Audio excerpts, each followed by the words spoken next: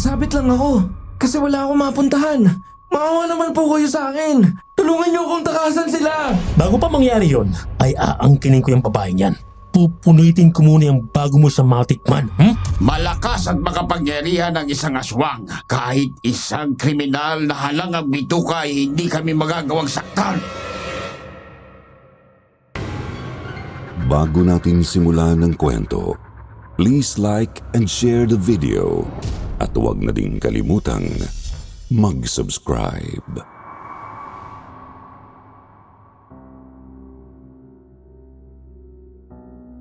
Huwag basta na lang sumama papunta sa mga lugar na hindi mo kilala. Minsan kasi isang madilim na yugto pala ang dapat nakahinatnan ng isang tao. At malamang madadamay ka sa kanyang kapalaran kapag dumikit ka sa kanya. Yan po mismo ang aral na ibabahagi ko sa inyo ngayon, mga kasityo. Isang aral na mula sa karanasan ko nang minsang makaharap ang mga halimaw na akala ko sa bangungot ko lang makikita. Magandang araw po, Sir Jupiter. Magandang araw rin po sa lahat ng inyong mga taga-subaybay. Ang pangalan ko po ay Bart. Nandito po ako ngayon sa Tagum City, Davao del Norte. Pero tubong Maynila po talaga ako. Doon din nangyari itong ibabahagi ko sa inyo. Dekada 90 nang makulong po ako. Nanloob ako noon sa isang butika at nagnakaw ng mamahaling gamot para kay nanay. Dahil doon ay nawalan ng kasama si nanay sa bahay. Tuluyan siyang naghingalo at pumanaw habang nasa bilangguan ako. Kaya naman nang makalaya ako ay wala na akong mapuntahan. Giniba na kasi ang barong-barong namin ng di ko namamalayan at wala rin akong alam na mapupuntahang kamag-anak. Idagdag pang mahirap makahanap ng matinong trabaho kapag dati kang preso. Pagnanakaw pa naman ang kaso ko. Walang amo na basta na lang magtitiwala sa akin. Kaya naman napagpasyahan kong sumama na lang kay Kuya Edu. Isang pasyang sobra kong pinagsisisihan hanggang ngayon. Si Kuya Edu po ay isang aminadong kriminal. Marami na siyang ginawang kalokohan, pagpatay, pagnanakaw at panggagahasa. Subalit hindi nagsampa ng kaso ang karamihan sa kanyang mga biktima dahil hindi nila natukoy na si Kuya Edu ang salarin. O di naman kaya ay walang mga pera. Nakakalungkot pero ganun kasi tumakbo ang hustisya natin dito sa Pilipinas. Yun nga lang ay may nasaksak si Kuya Edu na anak mayaman. Nakaligtas ito at nagsampa ng kaso kaya nakulong si Kuya Edo sa salang attempted murder sa loob ng 10 taon. Kuya Edo! Kuya Edo! Sandali! Oh, may problema, Bart? Ano kasi kuya, magtatanong lang. Saan ka didiretso ngayon? Uuwi ka sa inyo? Hindi. Mamamatay ako kapag bumalik ako doon. Kailangan ko magpakalayo-layo muna at magpalamig. O baka doon na rin ako sa ibang lugar magsimula ng bagong kalokohan. Kuya, pwede ba akong sumama? Wala na kasi ako mapuntahan eh. Yun nga, nabanggit ko na dun sa loob. Wala nang nanay ko at pinagiba na ang bahay namin. Pwede naman. Kaso sa Albay pa ako eh. Albay? May kamag-anak ka ron? Wala, pero doon kasi ako pinapapunta ni Warden. Pwede raw akong magsimula ng bagong buhay doon. Gusto mong sumama? Bagamat hindi kami naging masyadong malapit sa loob ng piitan, naging magkaibigan din naman kami kahit paano. Kaya nang sabay kaming lumaya isang araw noong 1998, napabuntot na ako sa kanya. 23 po ako noon at nasa 31 naman si Kuya Edu. Nagtataka nga lang ako, bakit may inalok na ganoon si Warden sa kanya? Bakit sa akin wala? Hindi naman sa naiinggit ako o ano. Nagtataka lang talaga kung bakit wala pa akong narinig na nasabihan ng ganon ni Warden. Pwede ba? Wala na kasi talaga ako mapagpipilian eh. Ewan ko lang kay Warden Pero kung sa akin lang, ayos lang namang sumama ka. Maganda nga rin yung may kakilala akong kasama pumunta ron. Kung sakali mang may pumatay sa akin, may pwedeng testigo. Kailan alis mo papunta ron, kuya? Ngayon agad, diretso na akong terminal ngayon. May binigay namang konting pampamasaya at pambaon si Warden. May papel na rin dito na may address at sketch ng pupuntahan natin. Teka nga, nakarating ka na bang Albay? Baka alam mo tong lugar na to, oh. Nako, hindi pa ako nakapunta dun, kuya pero patingin nga ako niyan. Mukhang malayo tong lugar na to talaga. Tsaka ano to? Tindahan ng tuba? Oo, yan daw yung pupuntahan natin. Yung magtutubang Densyo ang pangalan, ang magtuturo sa atin sa eksaktong pakay nating baryo. Noong araw ring yun ay bumiyahe kami pa Albay, Sir Jupiter. Pagdating ng Legazpi City sa Albay ay tiningnan namin ang binigay na papel ng address at sketch ni Warden. Wala pang mga cellphone o GPS noon kaya pahirapan talaga. Nagtanong-tanong na rin kami hanggang sa nalaman naming ilang oras na biyahe pa pala mula sa Legazpi City ang pupuntahan namin. Kumbaga sa liblib na bahagi talaga ng Albay. Kaya naman sumakay ulit kami ng bus hanggang sa may narating kaming isang pamayanan. Eto na ata yung tindahan ng tuba rito sa sketch. Sa bungad ng gubat at may mga puno ng niyog. May katabi ring puno ng santol. Eto na nga siguro yun, kuya. Pero wala namang tao. Sarado rin ang tindahan. Tao po! Tao po! May tao po ba rito? Mang Densyo! Tao po! Tahimik lang talaga yung tindahan. Oh, maghintay na muna tayo. Mula sa pamayanang binabaan namin, magtatakip silim na nang marating namin ang isang tagong baryo. Napakaliblib na po noon. Tanaw na po talaga ang isang makapal na gubat sa malapit.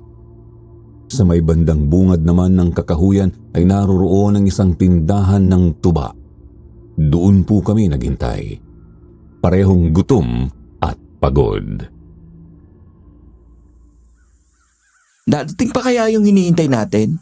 Nasa tamang lugar kaya tayo? Sigurado namang may nakatira sa kubo na yan. May nakasampay pang ang basang damit sa bandang gilid, oh. Halatang kanina lang nilabhan. May bagong hasang itak din na nakasukbit sa gilid ng dingding. Teka, anong kaluskos yun? Doon sa may halamanan. Ano yan? Baboy? Baboy mo ba yan? Aba, mukhang may hapunan na tayo, ah. Unang kita ko pa lang sa baboy na yon ay hindi na maganda ang pakiramdam ko, Sir Jupiter. Ngunit sinantabi ko lang ang masamang kutob. Sa isip ko kasi, yun pa lang ang unang beses na nakakita ako ng ligaw na baboy sa gubat. Siguro natatakot lang ako dahil alam kong iba yun sa mga alagaing baboy. Kulay putik ang balat nito at may mahahabang pangil. Kapansin-pansin ding kakaiba ang titig nito sa amin. Lagot ka sa akin ngayong baboy ka. Kuya, anong gagawin mo? Mamaya niyan may magalit sa atin eh. Malay mo, may nagmamayari sa baboy na yan. Nagmamayaring sinasabi mo. Bard, isang tingin lang, siguradong ligaw na baboy ang isang yan. Kaya ayos lang na gilitan ko yan at gawin nating hapunan. Gutom na ako eh. Sinubukan kong pigilan si Kuya Edo, Sir Jupiter, pero ayaw po niyang paawat. Mabilis niyang inambahan ng taga ang nasabing baboy, ngunit hindi niya ito tinamaan. Nakatakbo ito. Sinundan ni Kuya Edo. Sumunod din ako sa kanya. Yun nga lang ay natisod ako sa kung anong matigas na bagay. Noong una ay akala ko simpleng bato lang. Ngunit pagtingin ko ay nahintakutan ako sa nakita.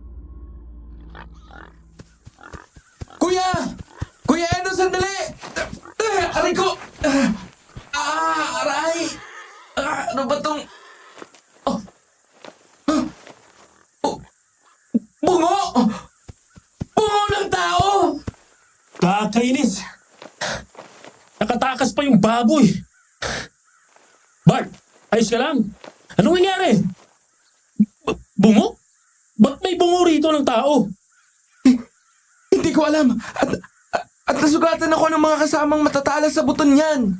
Ano ginagawa niyo rito? Sino po kayo? Kayo po ba yung magtutuba na si Mang Densyo? Oo, ako nga. Eh kayo? Sino ba kayo? Ako ho si Edo. Yung pinapapunta rito ni Warden. Ikaw pala yon. Pero bakit may kasama ka? Mag-isa ka lang dapat ha? Oo. Sinama ko na lang tong si Bart kasi wala na siyang mapuntahan. O siya. Sumunod kayo sa akin. Sumunod kami ni Kuya Edo sa nagpakilalang si Mang Densyo. Nasa 45 anyos pa lamang ito. Payat kung titignan pero halatang batak na batak ang kalamnan.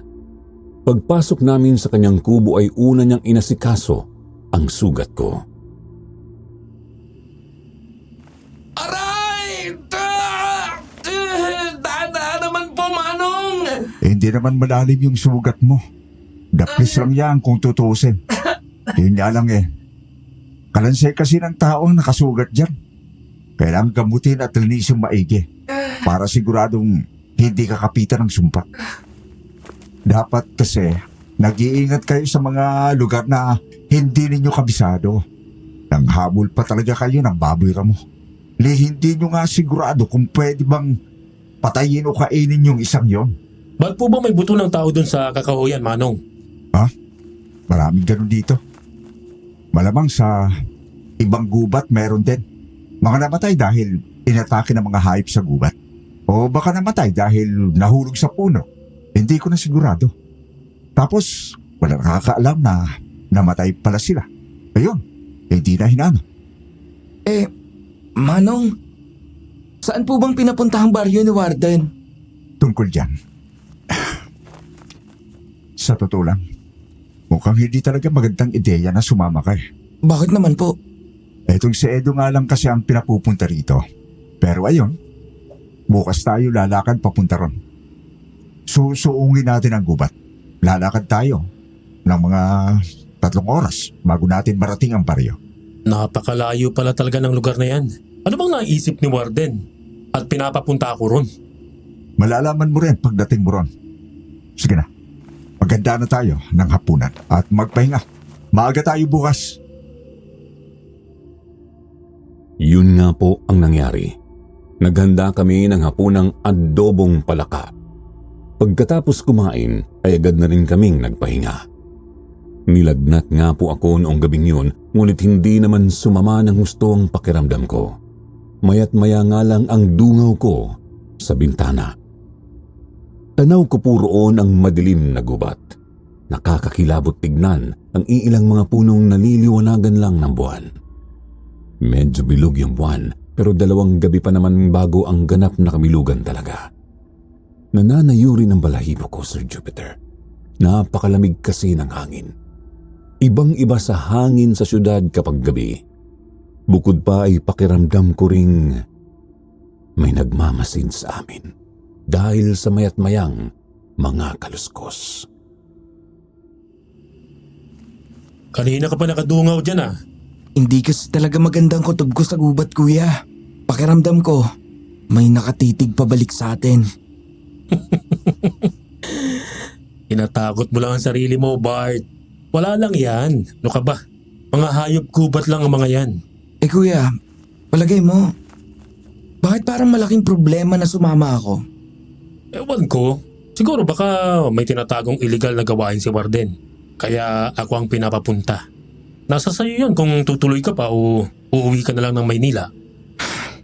Wala rin naman akong babalikan dun Kung ganoon, isara mo na yung bintana at magpahinga ka na. Maaga pa raw tayo bukas, sabi ni Manong. Kinabukasan ay lumakad na po kami kahit papasikat pa lang ang araw. Maayos naman na ang pakiramdam ng katawan ko noon. Konting kirot na lang sa sugat ko sa paa. Subalit hindi talaga nawala ang masama kong kutob. Ang totoo nga niyan, Sir Jupiter, tumindi pa ito nang sinuong na namin ang gubat. Noong una ay kamukha ng pangkaraniwang mga gubat lang naman yun na napuntahan ko na sa may Laguna, Rizal at Cavite. Pero nang lumaon ay pasukal na ito ng pasukal. Masyadong makipot ang daan sa pagitan ng napakatatangkad na mga talahib. May nakita rin akong mga baboy ramo at mga usa. Ang iba ay tumatakbo kapag nakikita kami. Ngunit may iba ring nakikipagtitigan pa talaga pabalik. Marami ring mga ahas mula sa damuhan at kahit sa mga sanga. Uy! Puisit! Muntik na ako sa ahas na yan ah! Mag-ingat kayo sa mga ganitong gubat. Maraming mga delikadong hayop dito. Manong, malayo pa ho ba tayo? Nagtatanong ka na niyan? Mga ngalahati pa lang nga tayo eh. Umabot kami sa bahaging medyo madilim na dahil sa kapal ng mga dahon. Hindi na masyadong nakakalusot ang sinag ng araw. Hindi ko akalaing totoo pala talaga ang ganoong klase ng mga kakahuyan. Mas tumindi pa ang masama kong kutubroon. Sa mga nadaanan na namin ay alam ko na kung paano tumitig ang mga hayop gubat. Kaya nakakasigurado na ako noong may mga tao talagang nagmamasid sa amin. Kahit malamig ay malalaki na ang butil ng pawis ko dahil sa pagod at bahagyang kilabot. Hinihingal na rin kaming dalawa ni Kuya Edu.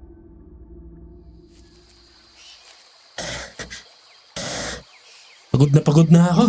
Ako rin, kuya. Ito ang resulta ng matagal na pagkakapiit sa kulungan eh. Huwag kayong mag-alala. Malapit na tayo. Kita niyo ba ang tulay na yan? Tawirin natin yan. Tapos konting lakad na lang. Iba naman ang kunting lakad sa inyo, Manong eh. Halimaw naman yata kayo. Konting ehersisyo lang ang sekreto ko, Edu. Noong mag-iisang oras na kami sa paglalakad ay may nakita kaming isang hanging bridge. Mukha naman iyong matibay at ligtas tawirin. May ilog sa baba noon. Hindi naman ganoon kataas ang agwat mula sa tulay at sa tubig. Siguro mga 2 metro lang. Pero medyo malakas ang bugso ng ilog. Kaya nakakatakot pa rin, lalo kung tulad ko ay hindi ka sanay sa mga ganon. Mga 10 minuto pagkatawid namin sa tulay ay may natanaw na akong bahay kubo. May mga pananim na ring mga gulay. Ilang lakad pa nga at narating na namin ang sentro ng baryong iyon sa liblib na bahagi ng Albay. Mainit kaming sinalubong at binati ng mga tao. Nakilala rin namin doon si Tata Jose, isang matandang lalaki na nasa mahigit 90 anyos na. Maging si Tata Jose ay nagtaka rin nang makitang may kasama nga si Kuya Edu. Umiiling pa nga ito at nagpalatak ng dila habang nakatitig sa akin. Pagkatapos ay bumuntong hininga ito bago ngumiti ulit. Noon na po niya itinuro sa amin ang tutuluyan namin. Isang simpleng kubo roon sa baryo. Pumunta naman kami agad doon ni Kuya para magpahinga. Hindi nga lang talaga nawala sa isip ko ang kakaibang titig ni Tata Jose. Tipong parang may pagkabahala sa kanyang mga mata. O siya, dito muna kayo ha. Babalik lang ako sa tindahan ko ng tuba. Wala po kayong bahay dito sa baryo na to, Manong? Meron naman. Isang kubo sa bandang gilid ng baryo. Pero may asikasuhin lang talaga ako. Babalik din naman ako kaagad mamaya. Maging komportable lang kayo rito, ha? Ay kung may kailangan kayo, ay magsabi lang kayo. Huwag kayong mahihiya. Eto, may tanghalian na kayo. Inihaw na manok at ilang gulay. Salamat po, Tata Jose. Ang bango nitong manok ah. Salamat po, Tata Jose. Pero magtatanong lang po ako. Wala po bang mga patakaran at mga pinagbabawal dito sa baryo ninyo? Anong ibig mong sabihin? Mga bagay po na kailangan naming tandaan habang nandito. Sa pagkakaalam ko po kasi ay may mga ganun talaga sa ganitong mga liblib na baryo eh. Mahirap na po at baka may magawa kaming hindi ninyo magugustuhan. Ay wala. Wala naman. Maging komportable lang kayo. Pwede kayong makipagkilala sa mga tao. Pwede rin kayong maglibot-libot sa paligid na kakahuyan kung gusto ninyo. Basta, magpakabuti lang kayo rito. Magiging maayos ang lahat. Pambihira. Napakabait mo talagang bata ka. Huwag mo na masyadong isipin ang mga bagay na yan.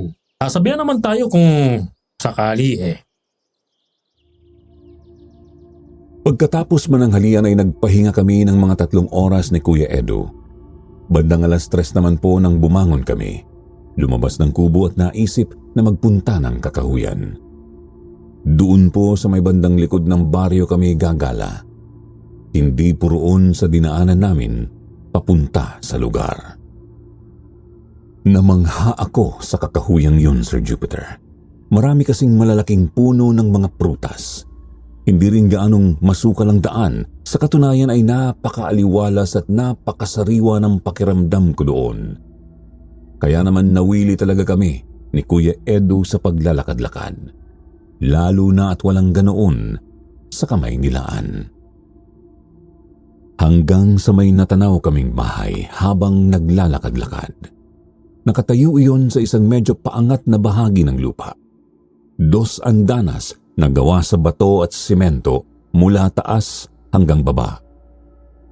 Nakapagtataka kasi yun lang ang bukod tanging bahay na bato sa lugar na yun. Ang iba sa baryo ay puro na mga gawa sa kahoy at kawayan. Kapansin-pansin ding nakasara ang lahat ng mga bintana ng bahay. May ganyang bahay pala sa tagong lugar na ganito? O kang pangmayaman ah. Kuya, huwag na siguro tayong lumapit. Di natin kilala mga nakatira dyan eh. Hindi magandang kutob ko. Sus! Ayan ka na naman sa karuwagan mo eh. Kung ano-anong iniisip mo. Ika na! Punta na natin yung bahay na yan. Mukhang dyan lang tayo matutuwa rito sa probinsya eh. Napakasama po talaga ng kutob ko sa bahay na yun, Sir Jupiter. Isang tingin ko pa lang ay binubulungan na ako ng kalooban kong huwag lumapit. Pero dahil sa buyo ni Kuya Edo ay napilitan na akong sumunod sa kanya. Napalunok na lang ako ng laway at nagkamot ng batok. Hindi talaga magandang pakiramdam ko sa bahay na yan, Kuya Edo. Balik na tayo sa baryo. Bart! Bahay ng mayaman yan. Malay mo. May mapupulot tayong matino dyan sa loob. Hindi ko gusto yung isip mong yan eh. Anong pinabalak mo, oy? Uy, wala naman ah. Iniisip ko lang, baka may paraan na makapasok tayo sa loob. Teka, may tao yata. Ha? Saan? Doon oh, sa may kalibang bintana sa 2nd floor. Mukhang may nakatingin sa atin sa likod ng kortina. Oo nga no. Sino kayo? Pareho kaming nagulat nang may boses ng isang matandang lalaki na nagsalita sa likod namin. Nilingon namin yun. Nakita namin ang isang napakapayat na kalbong matanda. Bako na po ang likod nito at sinusuportahan na lamang ang katawan ng hawak na tungkod. Hungkag ang magkabilang pisngi. Medyo lubog din ang namimilog na mga mata at bahagyang nangingitim ang bandang ilalim. Ako ho si Edo, Lolo. Ito naman po kasama ko si Bart. Mga dayo lang po kami rito sa lugar nyo. Lumaka mo. Kung ganon, ay ikaw pala yun. Mabuti naman at nakarating ka ng maayos. Oo nga po Lolo. Ruben, Lolo Ruben, ang itawag ninyo sa akin. Ako ang may-ari ng bahay na yan. Ha? Ganun po ba? Ayos yung bahay nyo, Lolo. Medyo malaki sa karaniwan. Gusto nyo bang makita ang loob? Tara, sumunod kayo sa akin. Hindi ako nakapagsalita noon.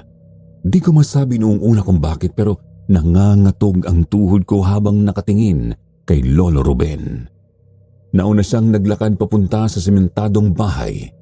Pumasok kami sa bakal na gate at nagtuloy-tuloy sa front door. Huwag kayong magugulat, ha? Magugulat? Saan naman pulo? Eh, isa kasi akong imbalsamador. Kaya baka may makita kayong mga bagay sa loob na kakaiba para sa inyo. Sir Jupiter, di ko alam kung ano ang aasahan ko sa bahay ng isang embalsamador. Pero siguro naman ay hindi nila inuuwi ang mga bangkay, di ba? Marangal na hanap buhay din naman kasi yon. Madudungisan ang kanilang negosyo kung gagawa sila ng kung anong kalokohan sa mga patay. Hindi ko nga lang mapakalma ang kumakabog kong dibdib. Bakit naman kasi kami babalaan ng ganoon ng matanda kung walang mali sa loob ng bahay? Binuksan niya ang pinto. Una kong napansin ang tanglaw na galing sa mga lampara at kandila. Ibig sabihin ay walang mga bombilya ng ilaw. Napakaliblib nga naman ng lugar na yon, malabong magkaroon ng kuryente kahit sa isang bahay na bato. Tumuloy kami papasok. Doon ay napamaang na lamang ako sa mga nakita ko. May malalaking mga shelf sa bandang dingding ng sala. May nakalagay na iba't ibang mga garapon sa mga iyon. Bawat garapon din ay may kanya-kanyang lamang na preserbang katawan ng iba't ibang mga hayop. May palaka, ahas, pusa, tuta, butiki at ibon. Mayroon din akong nakitang sanggol na tao. Ano po ba mga ito, Lolo? Ang bangis tingnan ng mga ito, oh. Parang sa mga horror movies. Yan ang sinasabi ko sa inyong mga kakaibang bagay. Mga koleksyon ko ang mga iyan. Noong sandaling iyon ay gustong-gusto ko na talagang lumabas at bumalik ng baryo, Sir Jupiter. Subalit di ko magawang magsalita. Nanginginig na kasi talaga ang kalamnan ko. Hanggang sa pinapunta na nga kami ni Lolo Ruben sa may hapagkainan. Doon nakita namin ang kanyang pamilya. May mag-asawa, anak ni Lolo Ruben ang babae. Tapos may apo rin siyang dalaga na si Paula. Ay, Bart. Ganda ni Paula, oh. Ano? Ha? Oo, kuya. Pero... Popormahan ko yan. Huwag kang sisingit, ha? Sang-ayon ako kay Kuya Edu. Napakaganda nga ni Paula.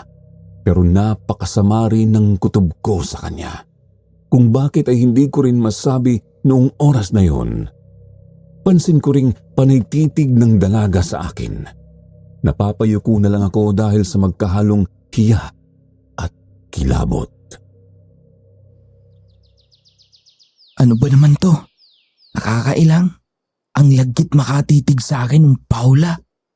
Oh, ano pang hinihintay ninyo? Umupo na kayong dalawa at sabihin nyo kaming kumain. Pasensya na po, Lolo, pero... Ano ka ba, Bart? Makisama ka nga. Dito na tayo maghapunan. Napilitan akong umupo sa hapagkainan. Mukhang masasarap naman ang mga pagkain naroroon. May adobong baboy, inihaw na isda at nilagang baka. Subalit hindi ko makuhang matakam sa pagkain. Wala akong gana. Pasimple kong kinukusot ang ilong ko kasi may kung anong masangsang sa hangin. Napatingin ako kay Lolo Ruben na ngumiti sa akin. Nawala rin naman yung kakaibang amoy kaya naisip kong baka guni-guni ko lang. Lumunok ako ng laway. Sasandok na sana ako sa adobo ng...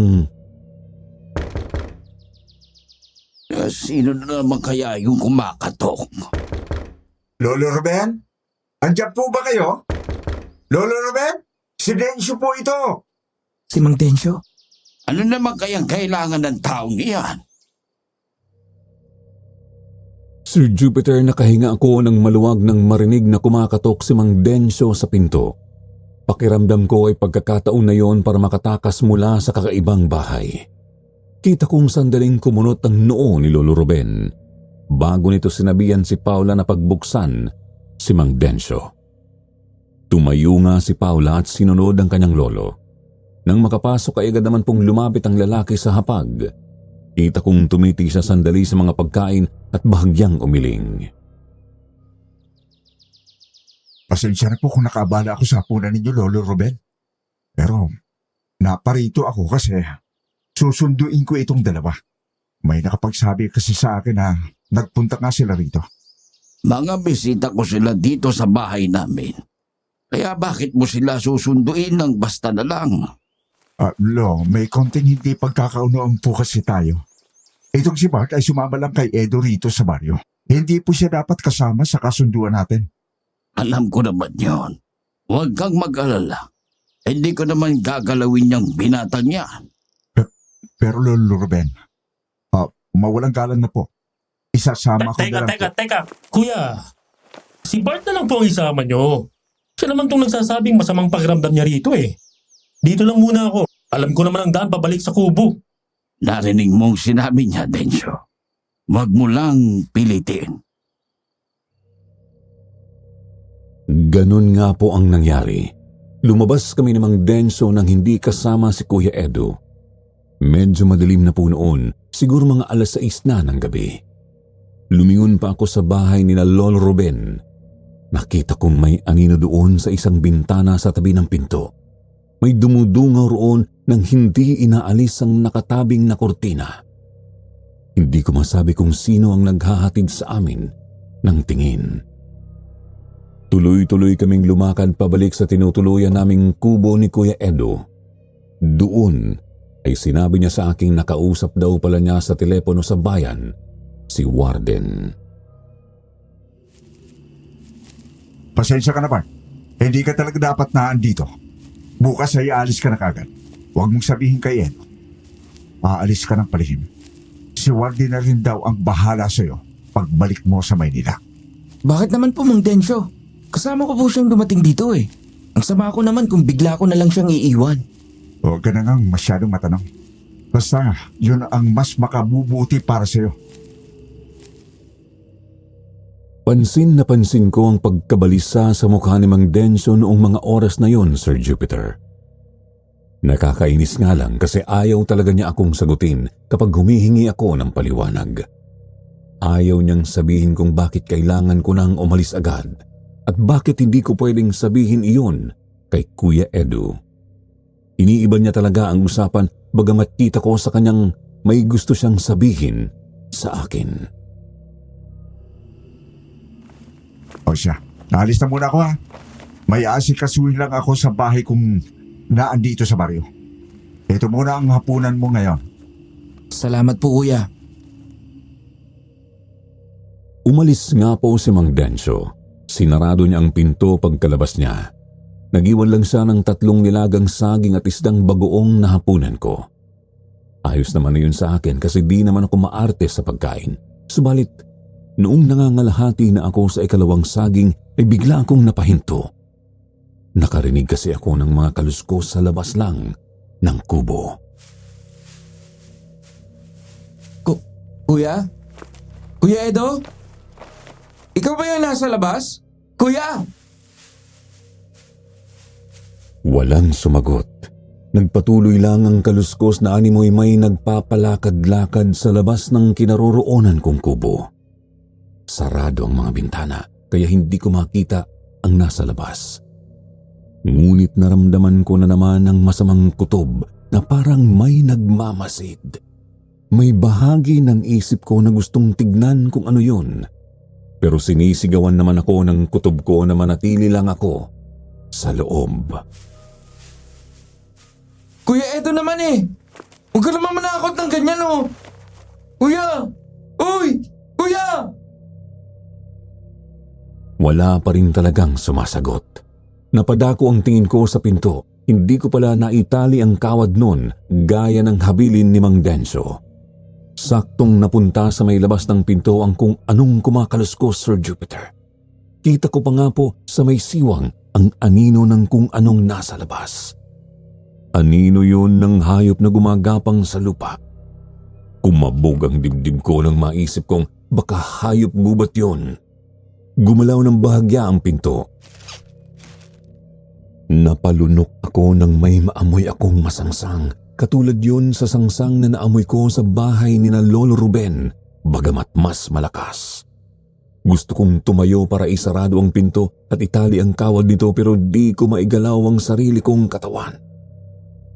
Ilang sandali pa, tuluyan na akong napamaang nang may sumilip na napakapulang mata sa pinto. Gusto kong sumigaw pero walang lumalabas na boses sa bunganga ko. Sa halip ay napakusot lang ako ng mata. Iniisip ko noon na sana guni-guni lang ang nakita ko. Tumingin ako ulit sa pinto. Wala na ang mata o ang anino. Subalit, tuluyan na akong napamalikwas at napasigaw ng bigla na lang nagbukas ng malaki ang pinto. Hoy! Ano ba problema mo? Ano mo sa akin maligno? Kuya Edo, salamat naman at nakabalik ka na. Ano ba kasing kinakatakot mo tumitili ka ng ganyan? May kumakaluskos kasi sa labas kanina eh. Tapos, may sumilip dyan sa pinto. Mukhang mabangis na hayop gubat. Diyos ko naman, Bart. Bawas-bawasan mo nga yung karuwagan mo. Masisira ang magandang gabi ko sa'yo eh. Magandang gabi. Nagulat man ay nakahinga na rin ako nang maluwag nang pumasok si Kuya Edu. Napakalapad ng ngisi nito. Umupo siya sa silyang katapat ko at nagsimula siyang magkwento. Nakausap daw pala kasi niya ng medyo matagal si Paula. Bagamat umalis din ito at pumanhik na sa kwarto bago pa man umalis si Kuya Edu. Habang nagsasalita si Kuya ay hindi ko na marinig ang mga kaluskos sa labas. Maging ang kakaibang amoy ay nawala na rin. Kaya naman napanatag na po ako. Doon na po ako tsumempo para isara ulit ang pinto at italing maigi ang mga kawad nito. Itinuloy at tinapos ko na rin ang pagkain. Subalit ilang minuto lang ay napahinto na naman ako nang mapansin ko ulit ang kung anong masangsang sa hangin.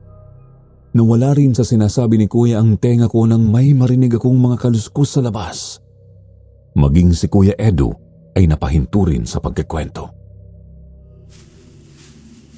Ano yun? Yan! Yan ang sinasabi ko sa'yo kanina pa, kuya. May kung anong gumagala sa labas. Kanina pa niyang gustong makapasok eh. Eh ba't di ko yan napansin pagkarating? Pakiramdam ko ay nalaglag ang kaluluwa ko sa gulat nang biglang may kumalampag sa dingding ng bintana. Nakatali naman ang mga kawad ng bintanang yun pero natatakot pa rin akong baka bumigay at maputol. Kasunod noon ay naulinigan namin ang mga yabag at kaluskos na nagpapalakad-lakad sa labas ng kubo. Animoy naghahanap iyon ng malulusutan papasok. Ano ba kasing hayop na yan? Bakit ba tayo ginugulo? Dito ko lang sa loob. Kuya, saan ka pupunta? Tutugisin ko yung hayop na yan. Inihaw na rin yan eh. Uy, kuya! Huwag mo mabuksan yan!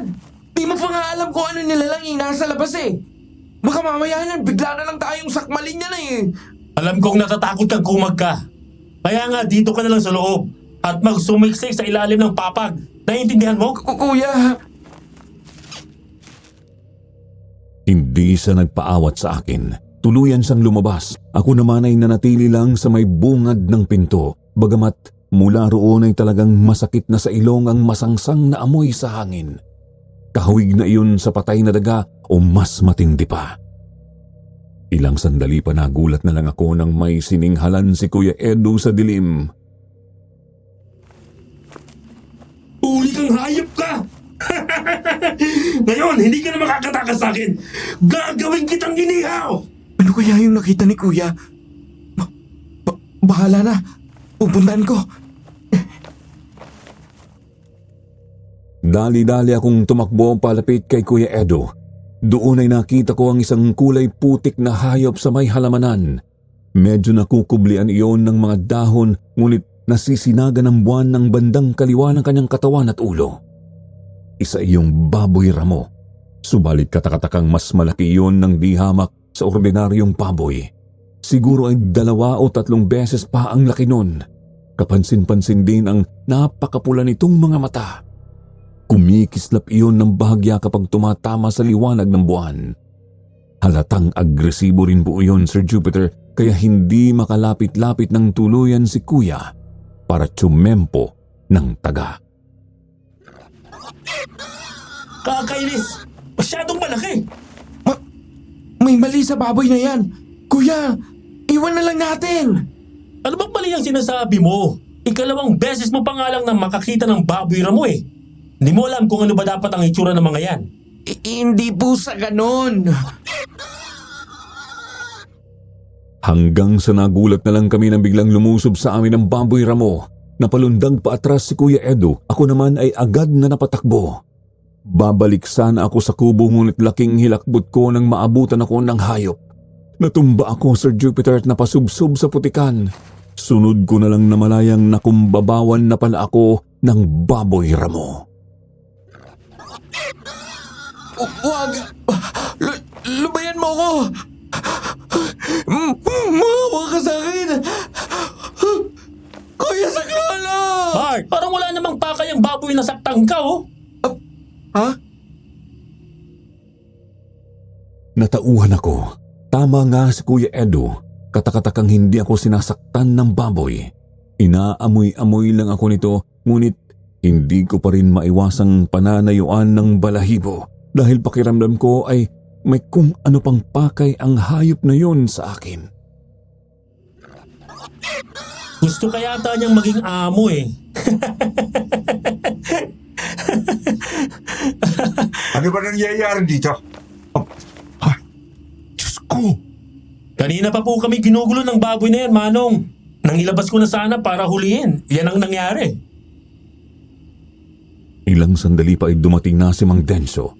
Nagtaka kami ni Kuya Edo, Sir Jupiter, kasi kinausap ng lalaki ang baboy ramo na parabang isa itong tao. Lubayan mo na si Bart. Hindi siya dapat dito. Pakiusap. Natatakot na sa'yo yung tao eh. Layuan mo na si Bart. Sige na, nakikiusap ako. Napakamot na lang ako ng batok nang makita kong sumunod nga kay Mang Denso ang baboy. Umalis nga ito mula sa pagkakadagan sa akin at tumalilis papuntang kakahuyan. Pagkatapos noon ay inalalayan na akong makatayo ng lalaki at lumakad na kami pabalik ng kubo. Nauna ng bahagya si Kuya Edo at doon ay binulungan na naman ako ni Mang Denso. Manong, paano niyo po nagawa yun? Ba't sumunod sa'yo yung baboy? Tandaan mo ang sinabi ko, bata. Bukas, paalis ka na. Huwag mong sasabihin kay Edo. Naunawaan ba? Buong gabing magulo ang isip ko, Sir Jupiter. Iniisip kong sana pala di na lang ako sumama kay Kuya Edo. Hindi naman pala kasi ako pwede doon sa lugar. Tapos ayun at hindi ko na alam kung anong gagawin sa akin ni Warden pagbalik ng Maynila. Oo, mabait naman yung tao, pero baka magalit sa akin. Gumugulo rin sa isip ko ang lahat ng mga kakaibang naramdaman ko sa baryong yon. Mga kutob na ayoko nang usisain pang lalo. Kinaumagahan pagkagising ko, wala si Kuya Edo sa tabi ko sa papag, subalit may naaamoy akong niluluto sa labas ng kubo. Kaya naman bumangon ako at lumabas nga ng kubo. Doon ay nadatnan kong nagluluto nga po ang mga tao. Naroroon din si Kuya Edo. Kuya, anong meron? Ba't parang may handaan yata? Oo, meron nga. Kaarawan pala ni Lolo Ruben ngayon. May malaking handaan daw mamayang gabi. Imbitado ang buong baryo. Sa dami ng hinahanda, mukhang malaking salo-salo talaga yan ah. Magandang umaga, Bart. Edo! Magandang umaga rin po, Manong. Edo, pinapupunta ka roon sa malaking bahay. Kung pwede ay tumulong ka roon sa paghahanda roon. Siyempre naman. Pwedeng-pwede, Manong. Dagdag puntos na kay Paula to. O, sige po. Pupunta na ako. O, Bart. Diyan ka na muna, tol, ha? Ngingising-ngising umalis si Kuya Edo kay Mang Denso. Siguradong sabik yung makita ulit si Paula. Ako naman ay kabadong napatitig sa dumating na lalaki. Hindi nga po napatagal ay hinila niya ako papasok ng kubo. Ganda ka na. Magbihis at kumain. Aalis tayo agad. Ngayong umaga na po, Manong? Oo. Pagkatapos mo kumain. Sige na. Bilisan mo nang kumilos. Hindi mo gugustuhin abutin uli ng gabi sa lugar na ito. Hindi man naiintindihan ang mga bagay-bagay ay sumunod na lang ako. Oo, may inililihim sila sa amin pero may dahilan kung bakit hindi na iyon masabi. Sila ang nakakaalam sa kung anumang sekreto yun. Kaya mas mabuting makinig na lang. Dali-dali akong nagbihis at nagalmusal, pagkatapos ay sumama na nga ako kay Mang Densyo palabas ng baryo. Manong, ano po ba kasing meron? Kung pwede, ipaliwanag nyo naman po sa akin. Para naman mas makakilos ako ng maayos ayon sa kung anong kailangan. Huwag kang mag-alala, Bart. Pagkatawid natin sa ilog, sasabihin ko sa iyo ang lahat. Doon, siguradong hindi na nila tayo maririnig. Ha? Maririnig? Nino po? Basta, bilisan mo na lang. Hindi nila tayo dapat maabutan. Hindi tayo dapat maabutan ng mga demonyong yon. Kita ko ang pagkabalisa ni Mang Densyo noon, Sir Jupiter. Ang totoo ay pansin ko pa nga pong pinagpapawisan ang lalaki. Sumunod lang ako sa kanya. Wala kaming kibuan. Wala akong ibang naririnig kundi ang huni ng mga ibon at dumadagundong kong puso. Hanggang sa nagulat na lang ako nang mapahinto sa paglalakad si Mang Densyo. Nakatitig siya sa unahan. Tumingin din ako roon at nanlaki ang mga mata ko nang makita si Lolo Ruben. Naglalakad palapit sa amin. Payapa at maayos naman ang itsura niya noon, Sir Jupiter. Ngunit ramdam ko sa kanya ang isang matatag na presensya. Nagsasabi yun na hindi ko siya dapat galitin. Saan kayo pupunta? Lolo Ruben? Sagutin nyo ang tanong ko. Saan kayo pupunta? Sa bayan po, Lolo. May pupunta lang po kami ni Bart. Papuntang bayan. Pero dala ang mga bagay nitong si Bart. Alam mo, ayoko nang pinagloloko ako, Densyo. Mang Densyo, ano po mang... Hindi kayo aalis. Pupunta itong si Bart sa amin. Pero Lolo Ruben, naandun po si Edo, di ba? Siya pong itinakda para mamayang gabi, sabi ni Warden. May iba kaming mahalagang kailangan sa binatang yan. Gusto itong mapangasawa ng apo kong si Paula. Sir Jupiter, nalito na ako ng husto sa narinig. Si Paula? Gusto akong mapangasawa? Yun ba ang dahilan kung bakit pinapaalis ako ng agaran ni Mang Densyo? Naalala ko rin po bigla ang mga nangyari at nasaksihan ko sa bahay ni na Lolo Ruben. Hindi ko gusto ang bahay na yon at napakasama ng kutob ko sa pamilya nila. Napatingin ako sa matandang kaharap namin noon. Nakangiti ito habang nakatitig sa akin. Naku, Lolo. Hindi pa po ako handa sa kanyang mga bagay. Hindi ako tumatanggap ng pantanggi. Anong... Ang mga mata niya! Sir Jupiter, nanlamig ang buong katawan ko nang makita kong namula ang mga mata ni Lolo Ruben. Alam kong hindi lang simpleng pamumula yun. Noon ay sigurado na akong may kakaiba nga sa kanya. Napalingon ako kay Mang Densyo, ngunit yumuko lang ito. Sinabi niyang sumama na lang ako, bagamat ramdam ko ang pag-aalala niya para sa akin. Tumingin din ako ulit sa matanda. Normal na ulit ang itsura nito at maaliwalas ang ngiti sa akin. Huwag kang mag-alala, iyo. Isinusumpa kong gaganda ang buhay mo kapag napangasawa mo ang apo ko. At pagsisisihan mo naman ang gusto, tatanggi ka. Kaya kung ako sa iyo, sumama ka sa akin. At ikaw naman, Densyo, dito ka lang sa baryo. Sir Jupiter, sumunod nga po ako sa matanda. Nakabuntot lang ako sa kanya. Napakabigat ng pakiramdam ko noong mga sandaling yun. Noong gumala kami ni Kuya Edo ay napakaaliwalas ng bahaging iyon ng kakahuyan. Ngunit noong si Lolo Ruben na ang kasama ko ay para akong sinasakluban ng kumot. Hindi ako makahinga na maayos dahil sa kaba at kilabot. Lalo na kapag naaalala ko ang sandaling pamumula ng kanyang mga mata. Nagpalinga-linga ako sa paligid. Napansin kong walang makatingin ng diretso sa akin bagamat yumuyuko sila ng buong paggalang kay Lolo Ruben. Ang matanda naman ay tuloy-tuloy lang sa paglalakad. Katakatakang medyo mabilis pa rin ang kilos nito kahit bako at nakasungkod na nga. Ignacio, pumasok ka na sa loob ng bahay. Opo, Lolo Ruben. Natauhan na lang akong nakarating na kami sa sementadong bahay at nang magsalita ang matanda. Sumunod ako sa kanyang sinabi. Nag-aalangan man ay pumasok ako sa pinto. Doon ay bumungad ulit sa akin ang kakaiba niyang koleksyon. Lihim ko pang naitiim ang mga bagang ko nang maipako ang tingin sa isang fetus na nakagarapon.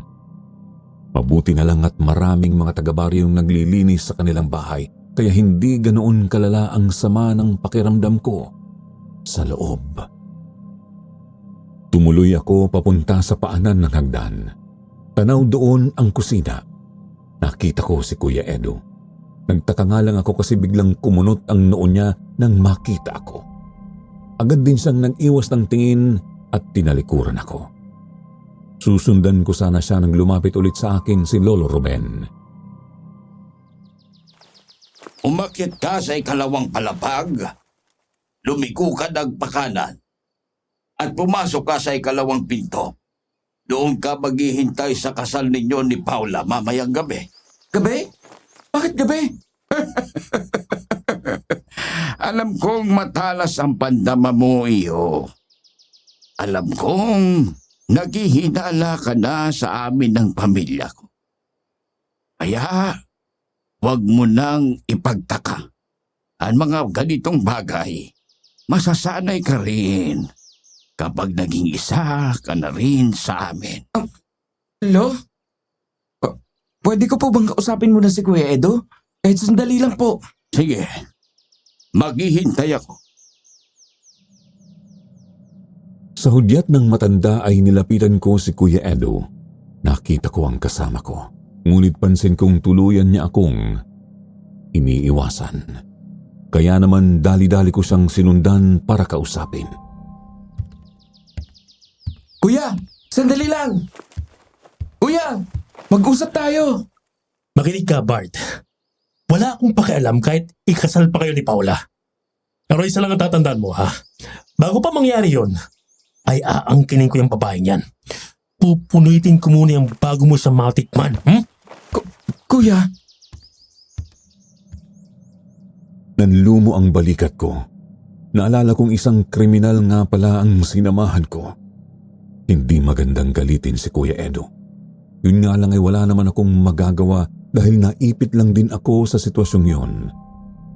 Lumingon ulit ako kay Lolo Ruben at nagtama ang paningin namin. Ayokong makitang mamula ulit ang mga mata niya kaya pumanhik na ako sa hagdan. Lumiko nga ako pakanan at pakay ko na sanang puntahan ang sinasabi niyang ikalawang kwarto, subalit nagbukas ang unang pinto at lumabas doon si Paula. Nagkatitigan kami. Agad niya akong nginitian. Nailang ako at napayuko. Sabi niya natutuwa raw siyang makita ako. Ibig sabihin kasi noon ay matutuloy ang kasal namin.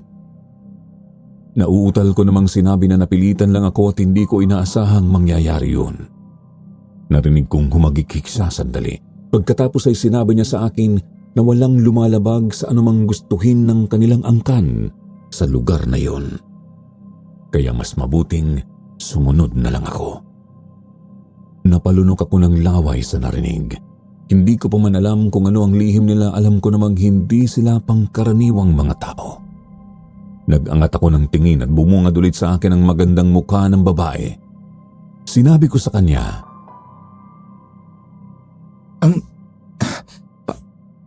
Paula, mag-ingat ka kay Kuya Edo. May binabalak siyang masama sa'yo. Galit siya. Kasi bigla ako ang gusto mong mapangasawa. Kriminal yun. Kaya hindi natin alam kung anong takbo ng isip nun gayon. Muli siyang tumawa. Sinabi niya sa aking huwag ko nang alalahanin ang walang kwentang mga bagay. Ituon ko na lang ang pansin ko sa paghahanda. Dagdag pa niya ay pumasok na ako sa kwartong inilaan sa akin at doon maghintay. Buong araw akong naghintay noon, Sir Jupiter. Iniisip ko kung tama bang tumakas na lang ako at kung makakatakas ba ako ng ligtas mula sa lugar na yon. Pagsapit ng takip silim ay may isang taga-baryo na dumating. Binigyan niya ako ng damitin at susuotin ko raw sa kasal. Mga damit na itim lahat, Sir Jupiter. May kasama pa iyong roba na katulad ng sa mga pari, ngunit itim din. Lalo akong kinilabutan. Mga kalahating oras pa ay nagulat na lang ako nang may kung anong tumama sa jalousie ng bintana. Agad akong lumapit doon at hinawi ko ang nakababang kurtina. Binuksan ko ang mga salamin. Dumungaw ako. Natanaw kong likod na pala iyon ng sementadong bahay at medyo marami ng puno. Nakita kong nasa baba si Kuya Edu at kinakawayan ako. May itak na nakasukbit sa kanyang bewang. Halata kong hindi siya mapakali. Natataranta siya. May gustong sabihin sa akin. Anong problema ni Kuya Edu? Hindi ko maintindihan ang gusto niyang sabihin. Ba't di na lang kasi niya lakasan ng konti ang boses niya? Nakita kong may kinuha siya sa kanyang bulsa. Isang ballpen. Kumuha siya ng dahon at sumulat sa roon. Pagkatapos ibinalot niya yung nasulatang dahon sa isang bato tsaka umaktong ihahagis yun papunta sa akin. Inilusot ko ang isa kong braso sa jalousie at nasa luko naman. Binubuklat ko pa lang yung dahon ay kinakabahan na ako, Sir Jupiter, at tuluyan niya akong nahintakutan nang mabasa ang sinulat ni Kuya Edu. Aswang si Paula. Aswang ang buong pamilya nila. Gagawin ka nilang tulad nila. Tumakas na tayo. Napatitig ako kay Kuya Edu. Sumisenya siyang bumaba ako sa bintana. Dali-dali naman akong nagsimulang magtanggal ng jalousie sa bintana. Sa buong sandaling yun ay iniisip kong yun na nga ang paliwanag sa lahat ng mga nangyayari. Aswang ang pamilya ni Lolo Ruben at sa pilitang ginawang tagasilbi ang mga taga-baryo. Kung bakit pinapunta ni Warden si Kuya Edu ay hindi pa malinaw sa akin. Ang mahalaga ay kailangan naming makatakas. Nang makapagtanggal na ako ng sapat na dami ng jalousie ay maingat ko nang inilusot ang katawan ko. Nagdarasal na sana walang makakita sa amin. Nag-iingat na hindi ako mahulog sa kabila ng panginginig ng kalamnan ko. Kuya, ano bang nangyari? Ano bang aswang? Mamaya na tayo mag-usap.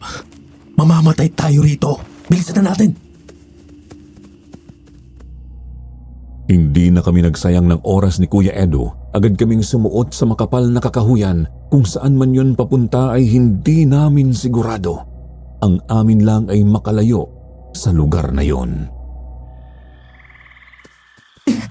Ano ba kasi nangyari? At sasabi mo aswang sila, kuya!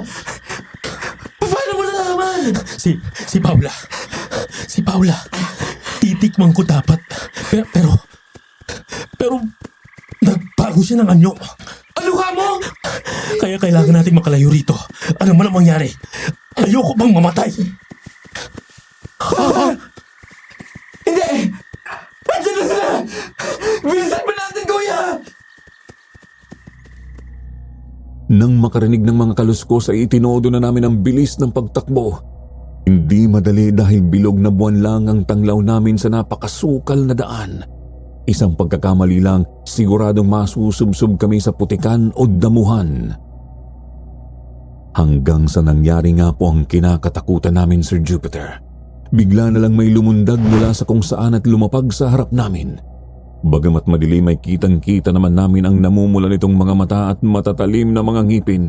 Nagsalita ito, agad po naming nakilala ang kanyang boses. Mga hangal! Sa tingin nyo ba talagang matatakasan nyo kami? Hindi! Hindi kayo makakatakas! Manahimik ka! Demonyong matanda! Demonyo kayo ng buong hanggan mo! Bakit ikaw? Malinis ka. Matapos mong pagtanggaangga sain ng aking apo, magsasalita ka ng ganyan! Apo mong halimaw! Itong sa'yo! Walang ano-ano ay agad na lumusob si Kuya Edo kay Lolo Ruben na tagad umunday ng taga. Subalit laking gulat namin ng napakadali lang para sa matanda na hawakan at pigilan ang braso ng isang bruskong lalaki. Umamba ng suntok si Kuya Edo, ngunit hindi na niya ito naituloy. Bigla na lang po kasi siyang tinuhod ni Lolo Ruben sa may tagiliran, pagkatapos ay sinuntok ng aswang ang dibdib ng kasama ko. Hindi! Masyadong malakas! Halimaw! Halimaw ka! Hindi! Kuya Edo! Kuya! Nakita mo na, iho. Malakas at makapangyarihan ng isang aswang. Kahit isang kriminal na halangang bituka ay hindi kami magagawang saktan. Kaya huwag kang mag-alinlangan. Sumapi ka na sa amin. Pakasalan mo ang apo ko. Dahil kung hindi, alam mo na ang mangyayari sa'yo. Tara na, bumalik na tayo sa baryo. Magsisimula na ang ritual. Wala akong nagawa kundi ang sumama kay Lolo Ruben. Bumalik po siya sa kanyang anyong matandang tao, bagamat wala na siyang tungkod. Walang kahirap-hirap niyang binuhat ang walang malay na si Kuya Edo, tapos ay lumakad pabalik sa baryo. Pagkarating sa may gitna ng baryo ay nakita kong kumpleto na ang kanilang paghahanda. Nilagyan nila yon ng mga mesang may upuan. Marami na rin iba't ibang mga pagkain at inumin ang naroroon. Sa gitna ay may malaking espasyo ng lupa na may nakaguhit na bilog. Sa mismong gitna naman ng bilog ay may nakasinding siga. Sinalubong kami ng iilang mga kalalakihan. Kinuha nila si Kuya Edo at inilapag sa bandang gilid ng espasyong iyon ng lupa. Pinaupo naman ako ni Lolo Ruben. Hindi na ako tumutol o pumalag. Sumuko na ako noon. Sa isip ko ay wala ng pag-asa para makatakas. Ilang minuto pa ay lumapit sa akin si Mang Densyo. Tiningnan niya ako ng makahulugan, tsaka nag-abot ng isang nakatiklop na papel. Agad din siyang umalis. Tinignan ko ang papel na binigay niya sa akin. Nagpalinga-linga ako, medyo malayo sa akin sina Lolo Ruben. Ibinaba ko ang mga kamay sa bandang ilalim ng mesa. Binuklat ko ang papel at nagulat ng may 3 5 sentimos doon. Ito po yung tansong barya na may butas sa gitna. May nakasulat din sa papel na agad kong binasa. Ano ba to? Mamaya ay uusok. Maghahagis ako ng insenso sa malaking apoy. Mabubulag ang mga aswang. Isampal mo ang barya kay Paula. Kahinaan ng mga aswang ang tanso. Tatakas tayo. Seryoso ba to? Diyos ko, gabayan niyo kami. Nilagay ko sa kanang bulsa ang mga barya. Nilamukos ko naman ang papel at ibinulsa sa kaliwa. Hinanap ng mga mata ko si Mang Densyo at muli kaming nagkatitigan ng makahulugan. Bahala na. Magtitiwala na lang ako kay Manong. Wala na akong pagpipilian pa eh. Tara na sa gitna. Magsisimula na tayo. Magkakaroon muna ng ritual ang pamilya namin. Pagkatapos, ay isusunod agad ang seremonya ng inyong kasal. Sige po, Lolo. Inilipat nila si Kuya Edo sa mismong tabi ng apoy. Tumayo naman sa bilog si Lolo Ruben. Nasa harap niya ang walang malay kong kasama at nasa likod lang niya ang kanyang pamilya. Nasa tabi naman ako ni Paula. Nagsimula ang kanilang ritual. Dumipa ang matanda at saka nag-usal ng dasal sa wikang di ko maintindihan. Sumabay sa kanyang lahat ng mga taga-baryo. Nagpalinga-linga ako. Lahat sila ay nakayuko. Nakapikit at nakadaop ang mga palad, maliban na lang kay Mang Densyo na panayang sulyap sa akin. Hanggang sa lumakas ang pagdarasal ni Lolo Ruben, kita kong nanginginig-nginig na rin ang katawan nila ng kanyang pamilya. Umihip din ang malamig na hangin bagamat hindi naman malakas. Ilang sandali pa nagulat na lang ako nang bigla silang magbago ng anyo. Tuluyan akong napamaang nang bigla nilang lundagan si Kuya Edo at walang habas na pinagkakalmot at pinagkakagat. Napadilat pa si Kuya Edo noon ngunit hindi na niya nagawang makasigaw. Ako naman ay napaatras na lang ng ilang hakbang at nasuka sa may gilid ng bilog.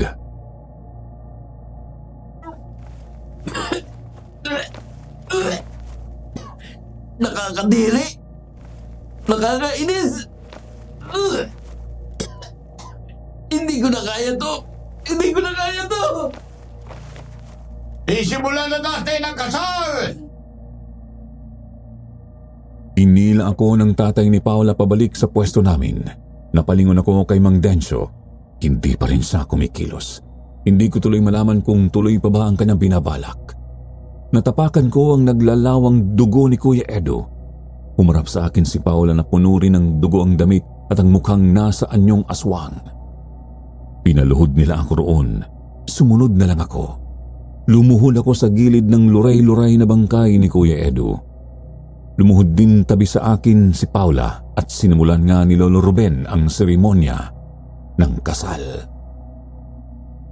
Mahal naming Panginoong Aswan, kami ngayon ay narito upang saksihan ang pagsisang dibdib ng aking apong si Paula at ang binatang si Bart. Sila ay aming inihahandog sa inyo upang ipagpatuloy ang makapangyarihang lahi natin sa ibabaw ng mundo. Sila ay inyo nawang basbasan at biyayaan ng maraming supling. Bart, Paula, maaari na kayong maghalikan bilang tanda ng inyong pag-iisang dibdib. Napalingon ako kay Paula. Ibinalik niya sa anyong tao ang kanyang mukha. Sinadya niya raw yun upang hindi ako mailang nahalikan siya. Lumunok ako ng laway at pumikit. Pinagsawalang bahala ko na lang kung anuman ang mangyayari sa akin. Julieta! Ano ito? Anong nangyayari? Anong nangyayari? Subalit walang halik na dumampi sa mga labi ko, Sir Jupiter. Sa halip ay narinig kong napabulyaw si Lolo Ruben at nagkagulo ang mga tao. Dumilat ako at agad bumungad sa paningin ko ang usok na parang galing sa insenso. Nagmumula iyon sa apoy at nilulukob ang buong clearing. Umawak ng mahigpit sa akin si Paula. Napalingon ako sa isang dako at nakita kong kumakaway sa akin si Mang Densyo. Doon na ako tsumempo, Sir Jupiter. Mabilis akong kumuha ng isang tansong barya sa bulsa ko at hinampas yun sa pisngi ni Paula. Agad siyang napahiyaw. Umusok ang balat niyang tinamaan ko.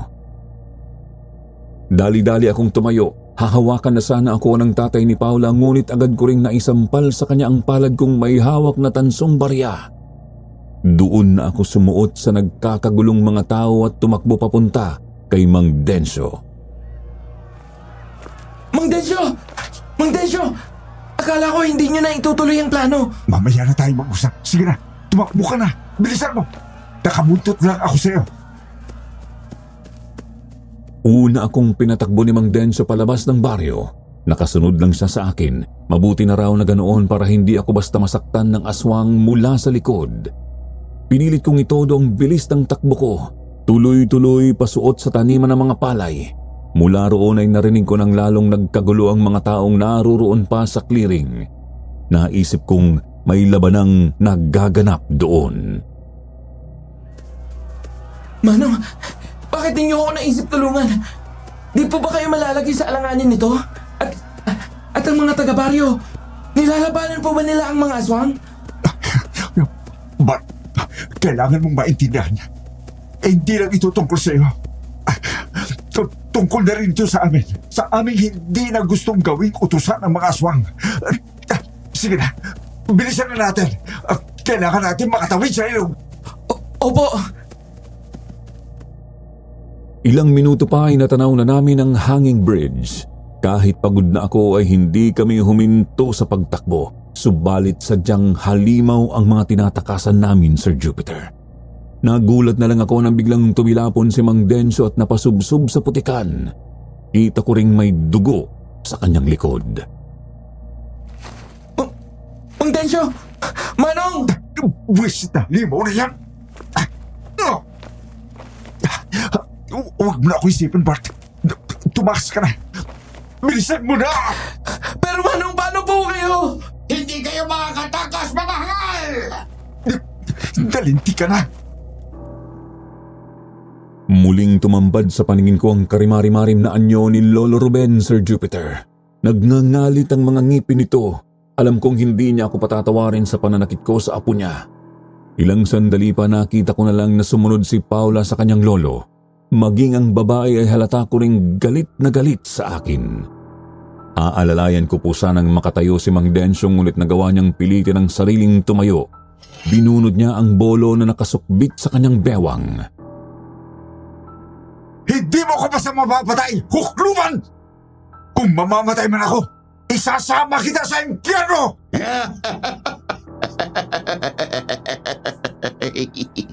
Nagpapatawa ka ba, Densyo? Alam mo sa sarili mo na hindi mo ko kayang gabiin. Pero sabihin mo nga, sabihin mo sa akin, saan ako nagkulang? Maginhawa ang buhay ninyo rito sa pamumuno ko. Kaya bakit ninyo ginagawa ito? Nakakasawa na ang pagtrato ninyo sa amin bilang mga alipin. Nakakapagod ng pagsilbihan kayo sa kasama ninyo. At ngayong gabi, matatapos ang kalukuhan nyo rito sa baryo. Talaga?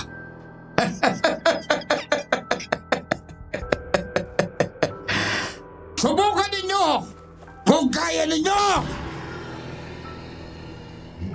Umailan lang sa gitna ng gabi ang napakalakas na atungal ng matandang aswang. Agad itong lumusob kay Mang Densyo. Si Paula naman ay bigla na lang nagbago ang anyo at naging baboy ramo. Ang mismong baboy ramo na nanggambala sa amin ni Kuya Edo. Nang makita kong papasugod na siya sa akin ay agad na akong tumakbo papunta sa tulay. Subalit, sadyang mabilis ang isang yun.